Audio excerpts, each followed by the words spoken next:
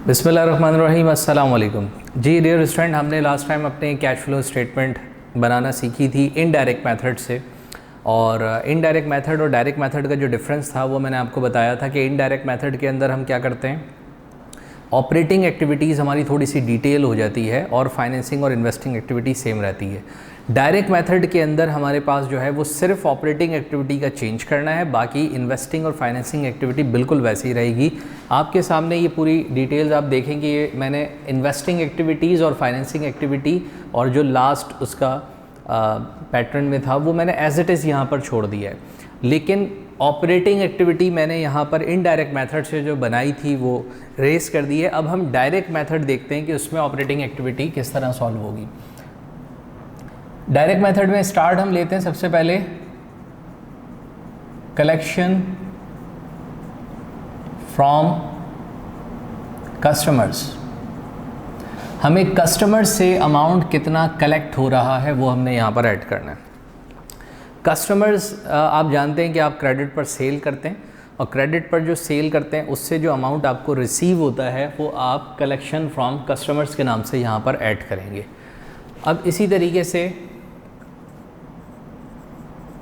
Payments to suppliers. Suppliers को जो payments आप कर रहे होंगे वो यहाँ से आपने लेस करनी है।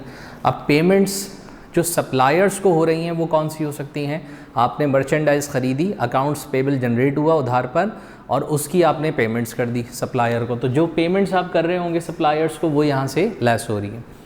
ये कलेक्शंस ऐड हो रही हैं और पेमेंट्स लेस हो रही हैं। कस्टमर से जो पैसे आ रहे हैं वो ऐड हो रहे हैं, सप्लायर को जो पेमेंट्स हो रही हैं वो यहाँ से लेस हो रही होंगी। इसी तरीके से आप और भी पेमेंट्स करते हैं।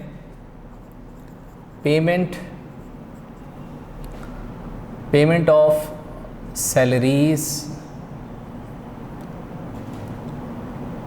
and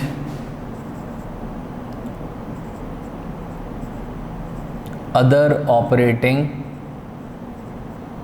expenses।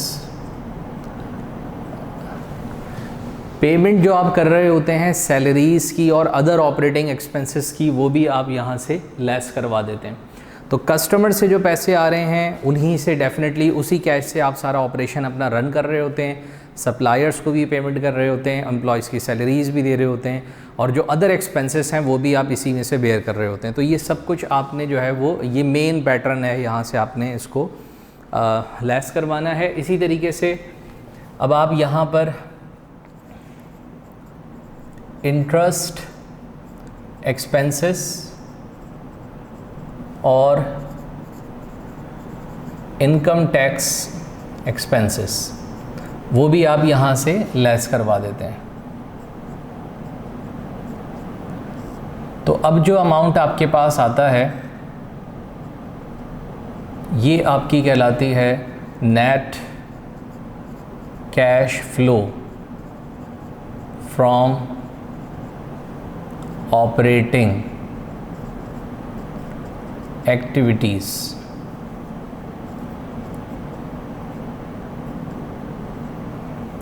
तो ये आपका डायरेक्ट मेथड हो गया। अब आप देख सकते हैं डायरेक्ट मेथड से जो कैश फ्लो ऑपरेटिंग एक्टिविटीज़ का निकालना है वो बहुत आसान होता है।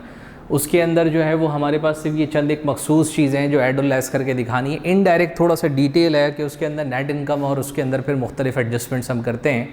तो ये डायरेक्ट मेथड से ऑपरेटिंग एक्टिविटीज़ हो गई, इन्वेस्टिंग एक्टिविटीज़ और फाइनेंसिंग एक्टिविटी ये बिल्कुल सेम है और नीचे का जो पैटर्न था वो भी बिल्कुल सेम रहेगा। तो इस तरह से ये जो है वो हमारा कवर हो गया। अब हम ये देखते हैं कि सप्लीमेंट्री वर्किंग्स होती हैं। सप्लीमेंट्री वर्किंग मैंने आपको बताया था कि अगर हमारे पास कोई भी चीज़ गिवन नहीं है तो उसको कैसे कैलकुलेट किया जाएगा, उसको कैसे निकाला जाएगा, वो सप्लीमेंट्री वर्किंग होगी। अब सप्लीमेंट्री वर्किंग जो ज़्यादातर जिन चीज़ों से रिलेटेड आती है मैं उसके यहाँ पर आपको परफॉर्मर जो है बनाकर दिखाता हूँ। सबसे पहले जो हमारे पास सप्लीमेंट्री वर्किंग है वो फॉर डेप्रिसिएशन एक्सपेंस है कि डेप्रिसिएशन एक्सपेंस हम जो है वो किस तरह निकालते हैं। हमारे पास 2 ईयर्स हैं फॉर एग्जांपल, एक 2010 दिसंबर 31 और एक है 2009 दिसंबर 31, ये 2 ईयर्स हैं। एक लास्ट ईयर के एंड की बात है और एक इस ईयर के एंड की बात है। हमारे पास यहाँ पर एक टाइटल है मशीन का, मशीन कॉस्ट और मशीन के अलाउंस फॉर डेप्रिसिएशन।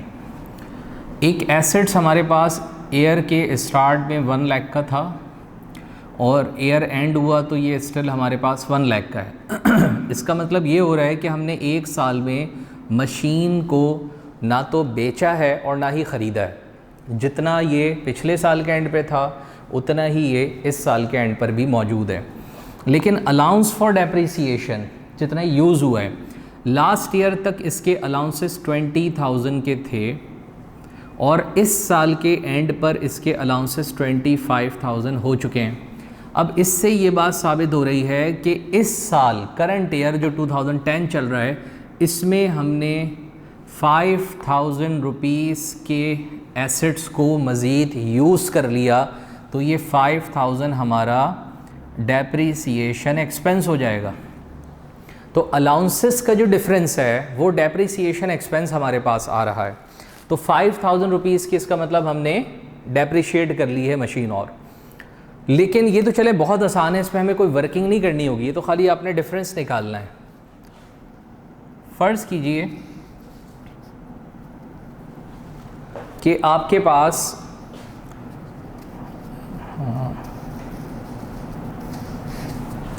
ईयर जब स्टार्ट हुआ तो आपके पास 1 लाख की मशीन की कॉस्ट है और 20,000 रुपीज़ की उसकी अमाउंट यूज़ हो चुकी है। अब जब ये वाला ईयर एंड हुआ, जब करंट ईयर एंड हुआ, तो करंट ईयर के एंड पर अगर हम थोड़ी सी इन्फॉर्मेशन को चेंज कर लें कि हमारे पास मशीन जो है वो 1,50,000 की है और अलाउंस फॉर डेप्रिसिएशंस जो हैं वो 30,000 के हैं।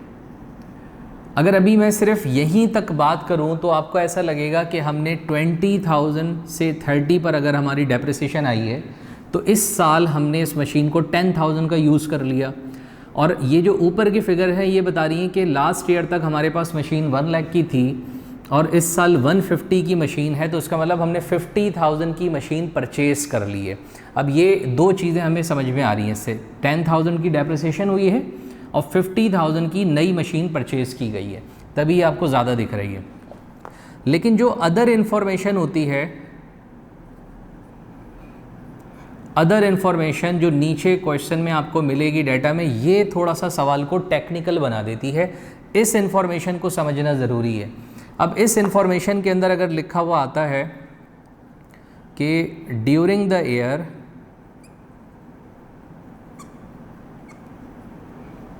company sold a machine costing rupees 20,000,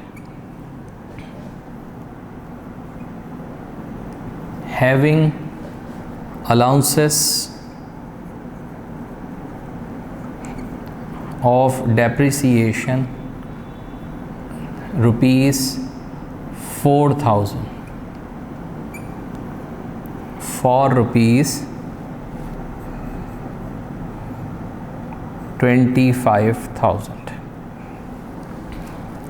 अब आप यहाँ एक बात समझ सकते हैं, मैं यहाँ इसको थोड़ा सा चेंज कर रहा हूँ, फॉर रुपीज़ 15,000। अब आप यहाँ एक बात समझिए कि ये अदर इन्फॉर्मेशन थोड़ा सा इस पार्ट को टेक्निकल बना रही है।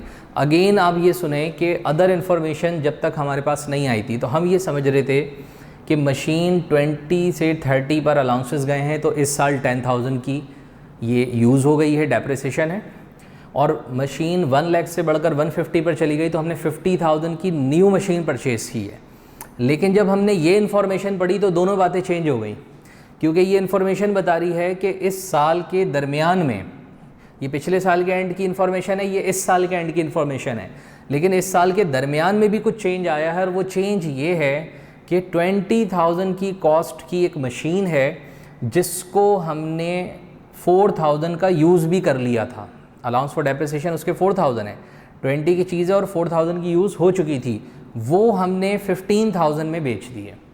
अब यहाँ पर मशीन से रिलेटेड जो सारी वर्किंग है वो क्या आ सकती है? सबसे पहले अगर हम बात करें इसकी डेप्रिसिएशन की, तो इसकी डेप्रिसिएशन को निकालने के लिए हमारे पास थोड़ी सी वर्किंग करनी होगी आपको कि डेप्रिसिएशन इसमें किस तरह निकलेगी।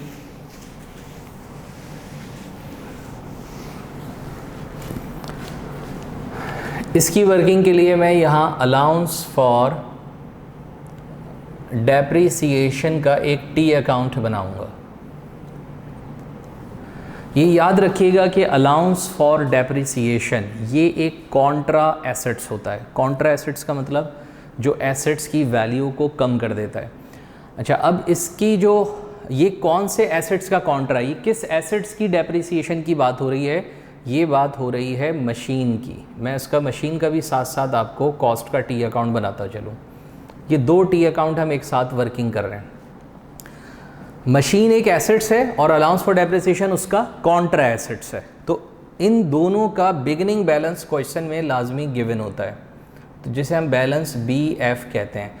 फ़र्क इतना है कि ये एसेट्स है और इसका बैलेंस जो है बिगिनिंग वो डेबिट में होगा, जबकि अलाउंस फॉर डेप्रिसिएशन का बिगिनिंग बैलेंस क्रेडिट पर होगा। बिल्कुल इसी तरीके से मशीन एसेट्स है, इसका जो एंडिंग बैलेंस है वो क्रेडिट साइड पर होगा और अलाउंस फॉर डेप्रिसिएशन का जो एंडिंग बैलेंस है वो डेबिट साइड पर होगा। एंडिंग हमेशा अपोजिट डायरेक्शन में होता है। तो इस तरह से आपके पास ये टी अकाउंट बन रहा है। अब यहाँ जो इन्फॉर्मेशन प्लॉट होनी है वो आप देखें, वो यहाँ से मिल रही है। 9 के एंड और 10 के एंड की इन्फॉर्मेशन है, तो 9 का एंड बेसिकली 10 का स्टार्ट ही होगा, तो हम इसको बिगिनिंग और इसको एंडिंग मानेंगे। तो अगर मैं बिगिनिंग बैलेंस की बात करूं तो मशीन का 1 लाख और उसके अलाउंसेस का बिगिनिंग 20,000 है। तो हमने मशीन का बिगिनिंग 1 लाख रुपीज़ लिखा मशीन के टी अकाउंट में और अलाउंसेस का बिगिनिंग 20,000 यहाँ पर लिखा। अच्छा, जब एंडिंग बैलेंस की बारी आई तो एंडिंग मशीन का 150 है, तो हमने मशीन का एंडिंग बैलेंस 150 लिखा और अलाउंसेस का एंडिंग बैलेंस हमारे पास 30,000 है, तो हमने यहाँ पर 30 लिख दिया। अब हमें ये चीज़ समझने की ज़रूरत है कि जब हम किसी मशीन को यूज़ करते हुए अगर हम उसको सेल आउट कर दें, बेच दें, जो आपको इस इन्फॉर्मेशन में पता भी लग रहा है कि बेचा है, तो फिर सिर्फ मशीन नहीं जाती, हमारे पास से उसके अलाउंसेस भी चले जाते हैं। तो जब आप एसेट्स को ख़रीदते हैं तो डेबिट पे रिपोर्ट होता है, लेकिन जब उसको बेचते हैं तो मशीन जो है वो डिस्पोज्ड ऑफ, बिक कर क्रेडिट साइड पर चले जाती है। डिस्पोज हो गई, बिक गई, क्रेडिट साइड पे चली गई। तो सिर्फ मशीन नहीं गई, उसके अलाउंसेस भी डिस्पोज ऑफ हो गए। तो आपने यहाँ पर अलाउंसेस जो है वो डिस्पोज ऑफ करने हैं। अब ये बात आपको पता लग जानी चाहिए कि जहाँ मशीन वर्क करेगी उसके अपोजिट डायरेक्शन में उसके अलाउंसेस चल रहे होंगे। अलाउंसेस कॉन्ट्रा एसेट है, ये डेबिट होकर डिस्पोज होते हैं। मशीन एसेट्स है, ये क्रेडिट होकर डिस्पोज होती है। अब डिस्पोज जो है वो क्या चीज़ हो रही है? अब देखिएगा, ये मशीन की कॉस्ट है, उसका टी अकाउंट चल रहा है, और ये मशीन के अलाउंस फॉर डेप्रिसिएशन है। ठीक है, तो अब हमने यहाँ जब पढ़ा तो हमें पता लगा जो चीज़ डिस्पोज हुई है मशीन, उसकी कॉस्ट है 20,000 और उसके अलाउंस फॉर डेप्रिसिएशन है 4,000। मीन्स के कॉस्ट 20,000 की डिस्पोज होगी और अलाउंसेस 4,000 के डिस्पोज होंगे। तो आपने यहाँ कॉस्ट को डिस्पोज करना है 20,000 से और उसके अलाउंसेस को डिस्पोज करना है 4,000 से। दोबारा देख लीजिए कि कॉस्ट जो चीज़ बेची है उसकी कॉस्ट 20 है, तो ये 20 की कॉस्ट डिस्पोज हो गई, और जो चीज़ बेची है उसके अलाउंसेस 4,000 है, तो इसके 4,000 के अलाउंसेस डिस्पोज हो गए। जब भी हम किसी एसेट्स को ख़रीदते हैं तो वो हमेशा डेबिट साइड पे रिपोर्ट होता है। तो यहाँ जो मशीन आपने परचेज़ की होगी वो यहाँ डेबिट साइड पे रिपोर्ट होगी, और जब हम किसी एसेट्स को इस्तेमाल करते हैं तो उसकी डेप्रिसिएशन की वजह से अलाउंसेस क्रेडिट साइड पर आ जाते हैं, अलाउंस फॉर डेप्रिसिएशन क्रेडिट हो जाते हैं। हमें मालूम ये करना था, जैसे मैं दोबारा सुनिएगा, ये अदर इन्फॉर्मेशन हटा देता हूँ, सिर्फ इतनी इन्फॉर्मेशन है। तो ये आपको दोनों आंसर बिल्कुल क्लियर दे रहा है। ये कह रहा है 20 से अलाउंसेस 30 पर गए, तो मतलब इस साल की डेप्रिसिएशन 10,000 हो गई। मशीन 1 लाख से बढ़कर 150 पे गई तो इस साल हमने 50,000 की फर्दर मशीन परचेज़ कर ली। लेकिन जब ये इन्फॉर्मेशन आई तो अब रिज़ल्ट थोड़े से चेंज होंगे। अब हम ये बता रहे हैं कि टी अकाउंट को बैलेंस करना है, बड़ा अमाउंट इस साइड पर आ रहा है 34, तो इधर भी 34 लिखा और इधर भी 34। अब यहाँ तो 34 टोटल बराबर है, लेकिन यहाँ 34 में से 20 माइनस करेंगे तो आएगा 14,000। इसका मतलब ये 14,000 इस साल की डेप्रिसिएशन है इस मशीन की। ये 14,000 डेप्रिसिएशन कैलकुलेट हो गई। आप जब डिफरेंस से निकाल रहे थे तो आपके पास 10 आ रही थी, लेकिन जब अदर इन्फॉर्मेशन आएगी तो फिर आप डिफरेंस से नहीं निकालेंगे, फिर आप ये टी अकाउंट बनाएंगे और टी अकाउंट बनाने के बाद निकालेंगे तो देखें अब आंसर जो है वो आपका 14,000 आ रहा है। बिल्कुल इसी तरह से अगर ये अदर इन्फॉर्मेशन नहीं है तो आपको मशीन कितनी ख़रीदी ये पता करना है, तो आपने डिफरेंस निकाल लेना कि 50,000 की ख़रीदी। लेकिन अगर ये अदर इन्फॉर्मेशन आ गई तो अब आप इस टी अकाउंट से निकालेंगे। इसका टोटल करें तो ये 170 और इस साइड पर भी 170 आ रहा है। 170 में से 1 लाख माइनस करें तो बचेगा 70,000। इसका मतलब आपने जो मशीन ख़रीदी है इस साल वो बेसिकली 50 नहीं बल्कि 70,000 ख़रीदी है। लेकिन अब मैं एक बार फिर से बता दूं कि ये दो टी अकाउंट्स कब बनेंगे, जब मशीन या उसके अलाउंस से रिलेटेड अदर इन्फॉर्मेशन आ रही होगी। अगर अदर इन्फॉर्मेशन मशीन से रिलेटेड नहीं आती तो आपने ये टी अकाउंट्स नहीं बनाने, सिर्फ इनके डिफरेंसेस से ही रिजल्ट्स ड्राइव हो जाएंगे। ठीक है, ये बड़ी इंपॉर्टेंट बात है। तो अब ये होपफुली कि आपको ये टी अकाउंट्स जो हैं वो क्लियर होंगे। ये मैंने एक मशीन पे करके दिखाया है, सेम तमाम फिक्स एसेट्स के ऊपर होगा। इक्विपमेंट्स हैं, बिल्डिंग है, जितने भी डेप्रिशिएबल एसेट्स हैं, लैंड तो चूँकि डेप्रिशिएट होती नहीं है, तो building, machine, equipments, vehicles, furniture, कोई सा भी फिक्स एसेट्स हो उसकी वर्किंग बिल्कुल इसी तरीके से हो रही होगी। अब हम इस बात पर आते हैं कि एक और सप्लीमेंट्री वर्किंग है। वो वर्किंग है फॉर एग्ज़ाम्पल नेट इनकम से रिलेटेड, कि कभी नेट इनकम आपको मिस कर दी जाती है कि नेट इनकम नहीं पता कि आपकी नेट इनकम कितनी है। तो अगर नेट इनकम हमें नहीं बताई जाए तो हम किस तरह कैलकुलेट कर सकते हैं, ये बात अब समझ लेते हैं।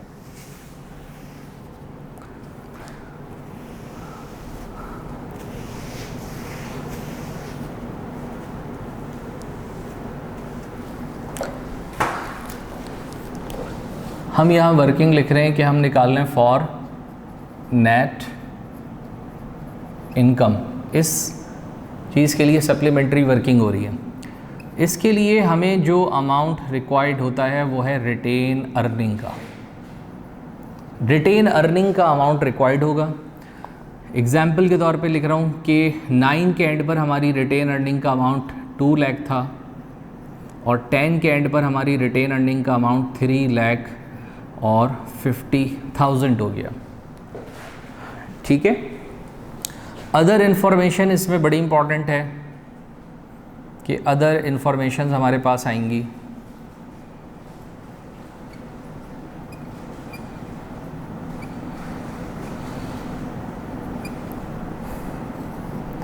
अदर इन्फॉर्मेशन में आपको बताया जा रहा है कि कैश डिविडेंड डिक्लेयर्ड ₹50,000। हमने कैश डिविडेंड को 50,000 का डिक्लेयर किया है, ये इन्फॉर्मेशन आ रही है। स्टॉक डिविडेंड डिक्लेयर्ड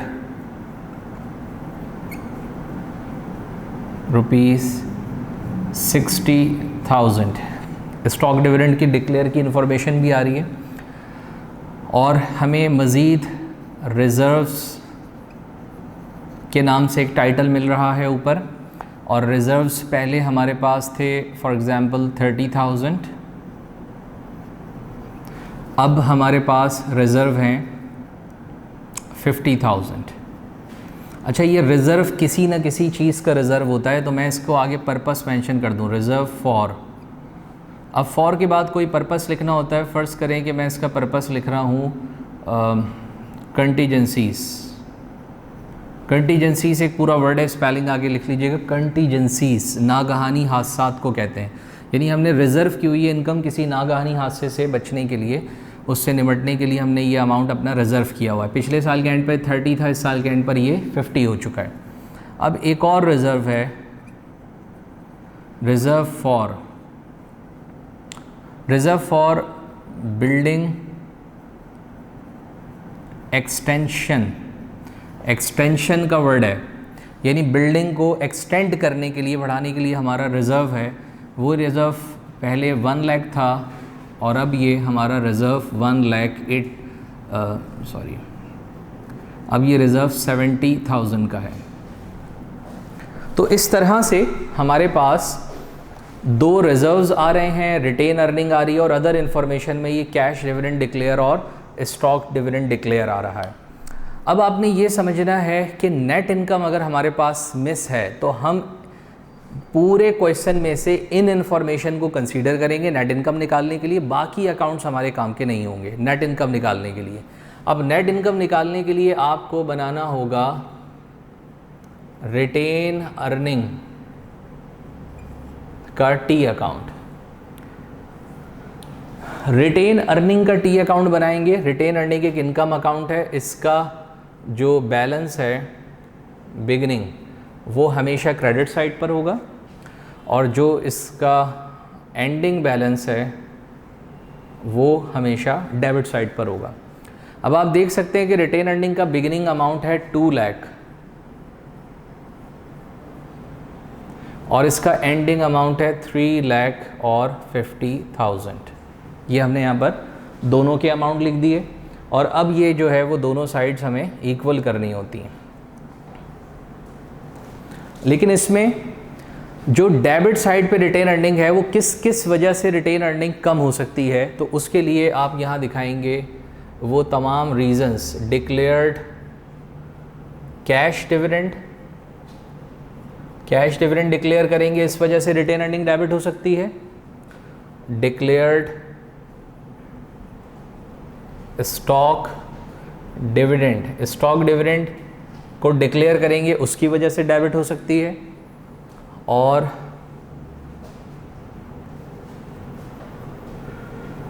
इंक्रीजेस इन रिजर्व्स, और रिजर्व्स में इजाफे की वजह से डेबिट हो सकती है रिटेन अर्निंग।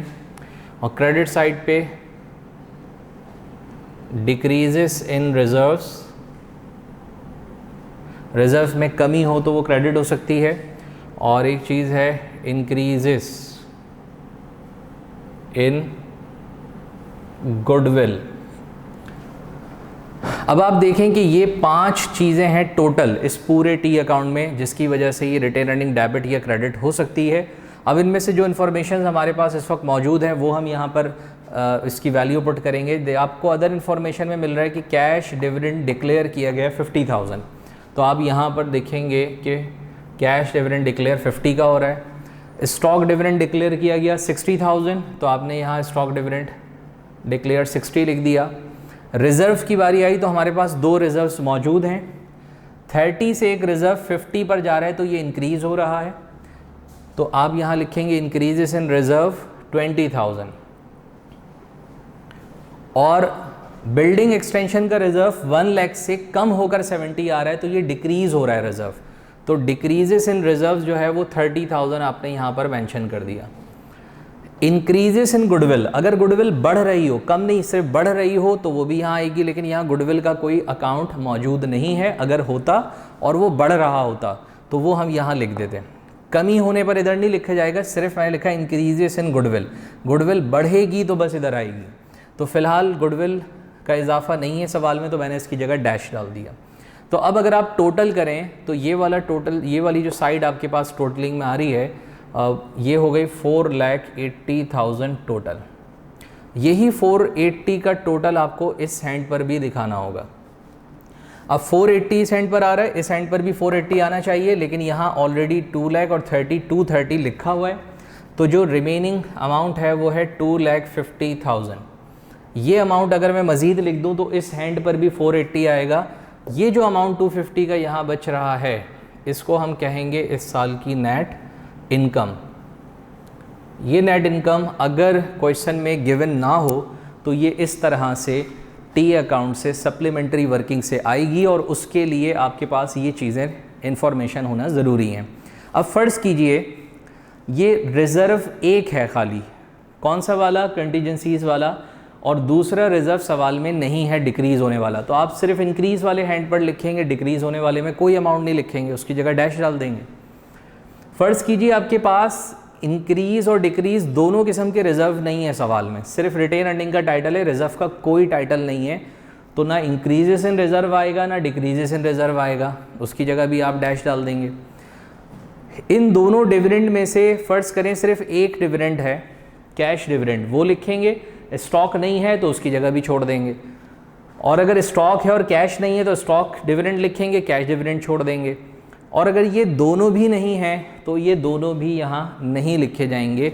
इसका मतलब ये हुआ कि हमारे पास ये कंप्लीट परफॉर्मा है रिटेन अर्निंग से नेट इनकम निकालने का, और उसके लिए जो जो चीज़ें रिक्वायर्ड हैं उनमें से जो क्वेश्चन में गिवन है वो आप वैल्यू पुट करें, और जो नहीं है उसको आपने इग्नोर कर देना है। उसके बाद आपके पास नेट इनकम जो है वो निकल कर आ जाएगी। तो ये एक सप्लीमेंट्री वर्किंग है। एक मैंने डेप्रिसिएशन से रिलेटेड आपको सप्लीमेंट्री वर्किंग बताई, और एक बार मैंने नेट इनकम से रिलेटेड आपको सप्लीमेंट्री वर्किंग बताई। अब ये जो सप्लीमेंट्री वर्किंग है ये हमेशा हम उस वक्त ही परफॉर्म करते हैं जब हमारे पास ये चीज़ें क्वेश्चन में गिवन ना हो। पहले तो मैं आपको ये बताता चलूँ कि क्वेश्चन में अमूमन ये चीज़ें गिवन होती हैं, बट अगर गिवन ना हो तो आप फिर इस तरह सप्लीमेंट्री वर्किंग करके निकाल सकते हैं। अब इसी तरह एक और है कलेक्शन फ्रॉम कस्टमर। अगर आप डायरेक्ट मेथड से सॉल्व कर रहे हैं और आपको कस्टमर से कलेक्शन कितनी हुई है ये पता करनी है और ये क्वेश्चन में मौजूद नहीं है, तो आप इसकी सप्लीमेंट्री वर्किंग अकाउंट रिसीवेबल के टी अकाउंट को बनाकर कर सकते हैं, क्योंकि कस्टमर अकाउंट अकाउंट रिसीवेबल होता है। तो अकाउंट रिसीवेबल एक एसेट्स है, इसका बिगिनिंग बैलेंस हमेशा डेबिट पर और एंडिंग बैलेंस हमेशा क्रेडिट साइड पर होगा। अब बिगिनिंग बैलेंस यहाँ जो कोई भी अमाउंट होगा वो आपने लिखना है, एंडिंग बैलेंस जो अमाउंट होगा वो आपने यहाँ पर लिख देना है। रिसीवेबल्स हमेशा डेबिट कब होते हैं? जब आप क्रेडिट पर सेल करते हैं। क्रेडिट पर जब कोई सामान बिकता है, उधार पर सेल होती है, तो रिसीवेबल्स आप डेबिट साइड पे रिकॉर्ड कर लेते हैं। और रिसीवेबल्स क्रेडिट कब होते हैं? सबसे बड़ा रीज़न कस्टमर से कैश मिल जाए, कैश कलेक्शंस हो जाएं, तो आपके पास ये क्रेडिट हो जाते हैं। और सेल्स रिटर्न अगर कोई कस्टमर हमें कर दे तो भी ये क्रेडिट हो जाते हैं, या अगर हम सेल्स डिस्काउंट की बात करें तो सेल्स डिस्काउंट की वजह से भी रिसीवेबल्स क्रेडिट हो जाते हैं। तो ये 3 रीज़न क्रेडिट के हो सकते हैं, बाकी एंडिंग बैलेंस होगा। अब आपको इसमें से निकालना क्या है ये इंपॉर्टेंट है। आपको चाहिए थी कैश कलेक्शन यानी ये। अब कैश कलेक्शन निकालने के लिए हमारे पास इसके अलावा बाकी तमाम चीज़ें मौजूद होनी चाहिए, और जो नहीं है उसकी जगह डैश डाल देंगे। फॉर एग्जांपल आपके पास रिसीवेबल का बिगिनिंग एंडिंग तो होगा, क्रेडिट सेल भी बता दी। अब सेल रिटर्न और डिस्काउंट कोई एक है तो वो एक का अमाउंट लिख दें, दूसरे में डैश डाल दें, दोनों नहीं है तो दोनों में डैश आ जाएगा। तो जो भी अमाउंट अब कैलकुलेट होगा टी अकाउंट को बैलेंस करने पर वो कैश कलेक्शन निकाल कर दे देगा आपको। तो इस तरह से हमारे पास जो सप्लीमेंट्री वर्किंग है वो किसी भी चीज़ की जा सकती है जो चीज़ मिस हो। तो बस आपने ये जहन बनाना है कि वैसे तो मिस नहीं होती, अमूमन क्वेश्चन में गिवन होती है, और जो मिस हो तो आप उसको इस तरह से सप्लीमेंट्री वर्किंग करके निकाल सकते हैं। अब हम इसका कोई एक क्वेश्चन इंशाल्लाह अपनी जो नेक्स्ट क्लास है उसके अंदर कोई एक क्वेश्चन करेंगे, और ताकि आपको मैं इसका एक प्रैक्टिकल वर्क करके भी दिखाऊं कि ये क्वेश्चन किस तरह से सॉल्व होता है, ठीक है। और पास्ट पेपर से रिलेटेड हम कोई एक क्वेश्चन इसका सॉल्व करेंगे, और आप भी इसको ज़रूर ट्राई कीजिएगा, ठीक है। और अगर कोई कन्फ्यूजन हो तो वो आप ज़रूर पूछ सकते हैं। Thank you so much. अल्लाह हाफ़िज़।